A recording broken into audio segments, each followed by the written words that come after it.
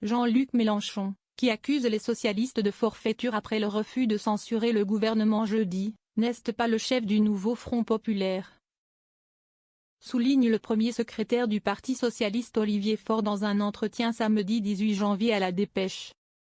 Appelant le tribun insoumis à argumenter plutôt qu'à invectiver et menacer.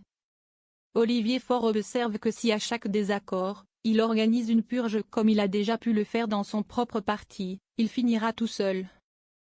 Le NFP ce n'est pas un parti unique, mais une coalition.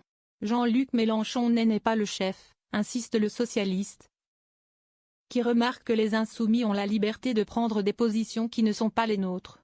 La nôtre est de nous définir par nous-mêmes, ajoute-t-il. Personne n'est cramponné à LFI. Il juge par ailleurs irresponsable de tout faire reposer sur une présidentielle anticipée, comme le font les insoumis, qui réclament le départ d'Emmanuel Macron. Nous avons fait un autre choix, celui de négocier avec le gouvernement pour éviter le pire à nos concitoyens, affirme-t-il. Demain quand ils iront chez le médecin ou à la pharmacie, ils ne seront pas moins remboursés et ils le devront aux socialistes. Olivier Faure salue aussi le fait que les deux autres partenaires du nouveau Front populaire, les communistes et les écologistes, même en ayant voté la censure, ont annoncé qu'ils souhaitaient reprendre les discussions avec le gouvernement sur le budget et ont publiquement fait savoir qu'ils comprenaient notre position. Personne n'est cramponné à LFI.